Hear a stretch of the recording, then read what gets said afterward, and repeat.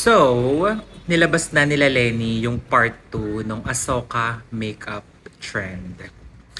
Ganitong resulta yung alam ng mga tao, sama mo na ako, na kaya niyong gawin, Lenny.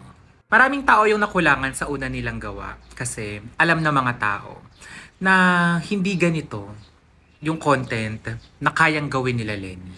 Hindi ko sinasabing pangit tong gawa na to. Wala akong sinabing ganyan, hindi ko in-invalidate yung gawa nila. Maganda tong gawa na to. Pero alam nyo na meron talagang kulang. Kakulangan na posibleng hindi nila magawa kung hindi nagsalita yung mga taong yon. At hindi ko nilabas yung una kong video. Halos lahat kayo, sabi ninyo, ginawa ko yung video na yun para mang bash, mang lait, di na lang ako maging thank you.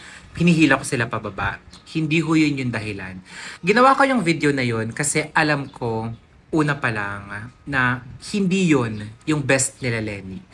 Alam ko na hindi yun yung resulta na kayang ilabas ni Lenny, ni Haji, at nung team niya. Kita mo ngayon, 'di ba? Kung kayong tatanungin, sa lahat ng taong gumawa nito, sama mo na yung Indonesian na babae. Panalong-panalo tong gawa ni Lenny. Kailangan kong lunukin yung sinabi ko na si Lenny pa rin pala yung reyna ng makeup trend dito sa Pilipinas. Nakaka-proud na kaya pala natin ng Pilipinas na gumawa ng ganitong klaseng high caliber, high class premium content. Nakakatuwa kasi proud din ako kasi alam ko sa sarili ko na isa ako sa maraming dahilan kung bakit nila nailabas yung ganitong klaseng kaganda, kakalibre, ka-premium na content. Hindi ko sineryoso yung mga sabi sa akin ng mga content creator, kahit yung mga malalaki pa, kahit nga si Haji nagparinig, di ba? Tapos si Lenny, meron din siya mga comments dun sa TikTok niya tungkol sa akin. Pero hindi ko sineryoso yung mga yun. Kasi alam ko ate, yung binibigay ko naman is hindi naman yun para sa akin.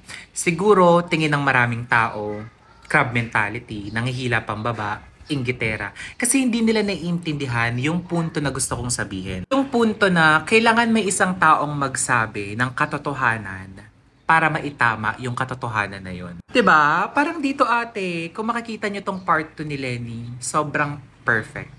As in, definisyon ng salitang perpekto, ito na yun. Tingin nyo ba kung hindi natin sinabi at kung hindi ko vinoice out yung mga kakulangan sa execution dito sa unang video na to, matatama nila yun?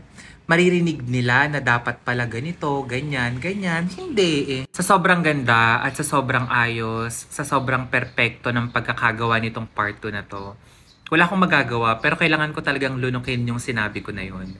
Na si Lenny pa rin talaga yung reyna ng makeup trend transformation dito sa Pilipinas.